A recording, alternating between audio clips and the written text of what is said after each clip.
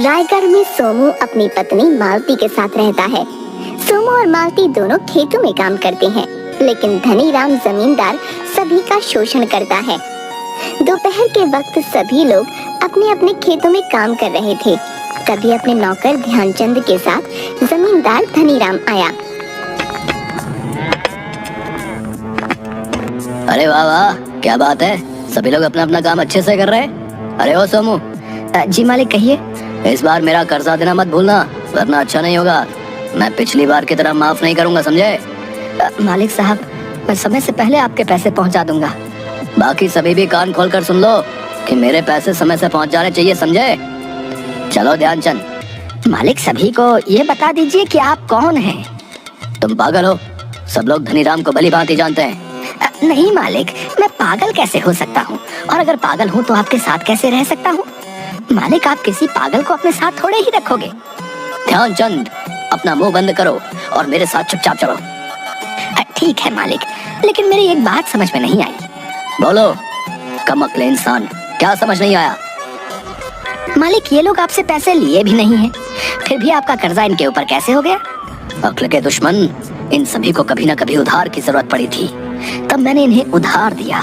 बस तब से लेकर अब तक ब्याज चल रहा है, और साथ में मेरा हुक्म भी। ये नगर हमारा है, मैं यहाँ का जमींदार हूँ। अगर ये यहाँ रहेंगे तो मुझे ब्याज के पैसे देंगे, वरना इनको सब कुछ छोड़ कर जाना होगा। सभी पर राज करने के लिए दिमाग की जरूरत होती है, दिमाग की। मान गए मालिक आपको, गरीबों का खून चूसना कोई आपसे सीखे। क्या कहा तुमने? हाँ? कुछ नहीं मालिक, कुछ नहीं। अपनी अक्ल का ही इस्तेमाल कर, आज मैं मालिक बना हूँ, समझे कमअक्ल इंसान? समझ गया मालिक, बिल्कुल समझ गया। तभी धनीराम और ध्यानचंद ने खेत में काम करते लीलू को देखा। लीलू अकेले काम कर रहा था। तभी धनीराम ने लीलू से कहा, लीलू, लाओ भाई, अब मुझे इस बार के ब्याज के पैसे दे दो। मालिक, मेरे पास अभी पैसे नहीं है। मुझे अभी पैसे चाहिए। मेरे पास अभी सच में पैसे नहीं है मालिक, मैं सच बोल रहा हूँ, थोड़ा वक्त और दे दीजिए मालिक। ठीक है, पैसे ना सही, अपने दोनों बैल मुझे दे दो। मेरे छोटे छोटे बच्चे भूखे बैठे हैं मालिक, अगर मेरे बैल भी आप ले गए तो उन्हें 2 वक्त का खाना भी नसीब नहीं होगा, रहम करो मालिक। मैं तुम पर कोई रहम नहीं करूंगा। ध्यानचंद, इसके दोनों बैल घर ले चलो, जो पैसे नहीं देगा हम उसके साथ ऐसा ही करेंगे। गरीब आदमी लीलू के बैल लेकर दोनों घर चले गए। तभी उन्होंने देखा कि मंत्री उनके घर पर बैठा हुआ है। आइए आइए मंत्री जी, ये हमारा सौभाग्य है कि आप हम गरीब लोगों की झोपड़ी में पधारे। धनीराम जी, आप तो भोले भाले गांव वालों को खूब लूट रहे हो, इतने के बाद आप गरीब कैसे हो सकते हो? आप भी कुछ कम नहीं हो। तभी तो हमारी ये दोस्ती है। दोनों बैठकर बातें करने लगे। अगले दिन शाम के वक्त सोमू और मालती दोनों खेत में काम कर रहे थे। कुछ देर में दिन छिप जाएगा, मुझे लगता है कि अब हमें घर चलना चाहिए। अभी हम कुछ ज्यादा काम भी नहीं कर पाए हैं। हाँ, सुबह आकर कर लेंगे, क्योंकि अभी बहुत देर हो जाएगी। खेत में पानी की बहुत जरूरत है, तुम घर चलो, मैं आता हूँ। तभी वहाँ धनीराम ध्यानचंद के साथ फिर से आ गया। सोमू। जी मालिक। घर जा रहे हो? अभी यहाँ रहकर काम करो। नहीं नहीं, मैं काम कर रहा हूँ, मैं घर नहीं जा रहा। ध्यानचंद हाथ में फावड़ा उठाकर खेत में से मिट्टी हटाने लग गया। धनीराम भी खेत में घूम रहा था, लेकिन तभी फावड़े से कुछ टकराने की आवाज आने लगी। ये कैसी आवाज है? ये आवाज कैसी है? जरूर यहाँ कुछ ना कुछ है। मालिक, ये एक मटका है। क्या सच में यहाँ एक मटका है? जी मालिक, अभी निकालता हूँ। हाँ, जल्दी निकालो बाहर। सोमू ने मटका बाहर निकाला।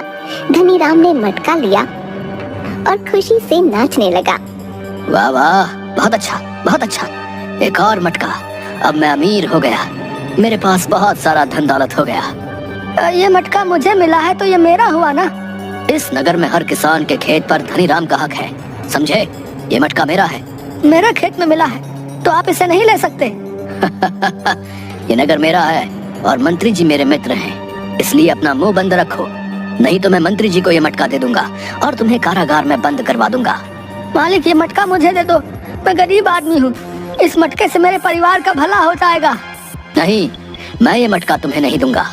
सोमू और मालती उदास होकर अपने घर चले गए। रात के वक्त अपनी झोपड़ी में मालती उदास बैठी थी। तभी सोमू ने पूछा, अब तुम्हें क्या हुआ? तुम इतनी उदास क्यों हो? हमें किस्मत से धन मिला था और वो भी हाथ से जाने दिया। मैं कर भी क्या सकता था, वो बहुत ताकतवर लोग हैं, राजा साहब से हमें झूठा फंसवा देते। हाँ, लेकिन उस बुरे इंसान के पास धन क्यों रहे? मुझे लगता है कि हमें राजा साहब की मदद लेनी चाहिए, उन्हें सब सच बता देने की हिम्मत करनी होगी। मैं भी यही चाहता हूँ, लेकिन हम ऐसा कैसे कर सकते हैं? हम कल राज दरबार में चलेंगे। हमारे राजा बहुत दयालु और ईमानदार हैं। मुझे राजा साहब पर पूरा विश्वास है कि वो इस पापी से हमको बचा लेंगे। तुम कहती हो तो ठीक है, वरना जमींदार के खिलाफ बोलने की कोई हिम्मत नहीं करता है। अब तुम सो जाओ, सुबह राज दरबार चलेंगे, सब ठीक हो जाएगा।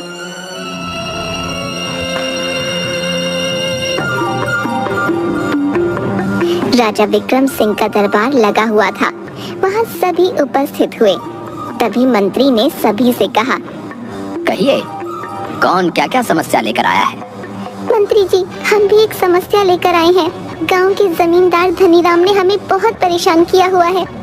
अच्छा, वो धनीराम? अरे तुम पागल तो नहीं हो गए हो?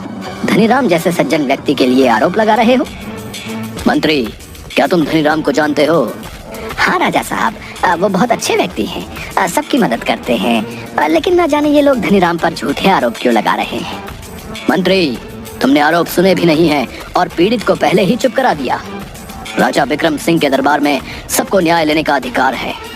माफी चाहता हूँ राजा साहब, लेकिन बोलो, तुम्हें क्या कहना है? राजा साहब, मैं और मेरी पत्नी खेत में काम करते हैं, लेकिन धनीराम आकर आधी फसल ले जाता है, और हद तो तब हो गई जब मुझे सोने से भरा एक मटका मेरे खेत में मिला और उसे भी धनीराम ले गया। इतना सुनकर मंत्री के होश उड़ गए। राजा ने मंत्री की तरफ देखा और कहा, मंत्री, शायद चोर मिल गया है, धनीराम को तुरंत पेश करवाओ। महाराज, ये गरीब लोग हैं, ये कुछ भी बोलते हैं, आप इनकी बातों में मत आइए। ये झूठ बोल रहे हैं और अपने फायदे के लिए कुछ भी बोल सकते हैं। मंत्री, जितना कहा गया है उतना करो, धनीराम को मेरे सामने पेश करो। मंत्री ने 2 सिपाही भेजकर धनीराम को दरबार में बुला लिया। महाराज की सदा ही जय हो। आपने मुझ गरीब को कैसे याद किया? हुक्म करें महाराज। सोमू और मालती, ये जो भी कह रहे हैं, क्या वो सच है? तुम्हें कोई मटका मिला था? नहीं महाराज, आप और सोमू किस मटके की बात कर रहे हैं? मुझे समझ नहीं आ रहा है। मैंने ऐसा कोई मटका नहीं देखा है। जमींदार साहब, सच बोलिए ना कि आपने मटका देखा नहीं बल्कि छीना है। नहीं नहीं राजा साहब, सब झूठ बोल रहे हैं। तभी पीछे से ध्यानचंद आया। उसके हाथ में एक बहुत बड़ा बोरा था। तुम यहाँ और इस बोरे को लेकर क्यों घूम रहे हो? राजा साहब, मैं ध्यानचंद हूँ और हमेशा जमींदार के साथ रहता हूँ। मैं कुछ सच आपको बताना चाहता हूँ। हाँ बोलो। महाराज, इस बोरे में धन से भरे हुए मटके हैं जो राजमहल से चोरी किए गए हैं, और सोमू के खेत से जो मटका मिला वो भी इसी में है। देखा राजा साहब, मैंने कहा था ना कि मैंने कुछ नहीं किया है। मेरा नौकर चोरी कर रहा था, इसका मुझे दुख है। आप इसको फांसी पर चढ़ा दीजिए। रुकिए जरा, सब्र करिए धनीराम जी। ध्यानचंद, तुम अपनी पूरी बात रखो। महाराज, धनीराम आपका बहुत दिन से धन चुरा रहा था, इसलिए मैंने एक मटका सोमू के खेत में छुपा दिया, जिसको धनीराम ने वापस छीन लिया। मालती को मैंने पहले बता दिया था। लेकिन तुम तो धनीराम के साथ वर्षों से काम कर रहे हो, अचानक उसके खिलाफ कैसे? लंबी कहानी है महाराज। इस कपटी धनीराम से मैंने बस कुछ रुपए उधार मांगे थे, आज से 15 साल पहले, जब मेरी बीवी रज्जो पेट से थी। उससे दर्द सहन नहीं हो रहा था। मैंने धनीराम से बहुत मिन्नतें की, मालिक, मेरी बीवी और बच्चे को बचा लीजिए। अगर मैं अभी उसको नगर की आया के पास न ले गया तो उसकी मौत हो जाएगी। मुझे उससे क्या फायदा होगा? कल मरे सो आज मरे, मेरे पास कोई पैसे नहीं है। मालिक, रहम करें मालिक। हट पिल्ले। उस दिन मेरी आंखों के सामने मेरा परिवार उजड़ गया था। मैंने उस दिन से इंतजार किया आज का, और आज सब आपके सामने है महाराज। इस कपटी को इसके किए की सजा मिलनी चाहिए। पिछले कुछ महीनों से राजमहल का खजाना लुटता रहा है। हमें उस चोर की तलाश थी। आप तीनों का धन्यवाद जो आपने इस दुष्ट चोर को पकड़वाने में हमारी मदद की। नहीं नहीं, मुझे माफ कर दीजिए महाराज। सिपाहियों, धनीराम से सारा धन वापस लेकर इसको उम्र भर के लिए कैद कर दो। सिपाही धनीराम को लेकर जाने लगे, लेकिन तभी धनीराम ने रुक कर कहा, महाराज, मैंने गलती की है और मुझे सजा स्वीकार है, लेकिन मैंने ये अपराध अकेले नहीं किया है, इसलिए मेरे साथी को भी साथ भेज दीजिए। कौन है तुम्हारा साथी? आपका कपटी मंत्री जो चोरी करके राजमहल का धन मुझे देता था और इसमें से हिस्सा भी लेता था। क्या मंत्री जी, आप भी? आप पर तो मैंने समस्त राज्य का कार्यभार सौंप रखा था और आप भी इस कुकृत्य में शामिल हैं। सिपाहियों, इस राज्य को ऐसे कपटी मंत्री की कोई जरूरत नहीं है जिसने न सिर्फ धन लूटा बल्कि गरीब किसानों को भी दुखी किया। कपटी मंत्री को अभी फांसी लगा दी जाए। नहीं नहीं, माफ कर दीजिए महाराज, माफ कर दीजिए। सिपाही मंत्री और धनीराम को ले गए।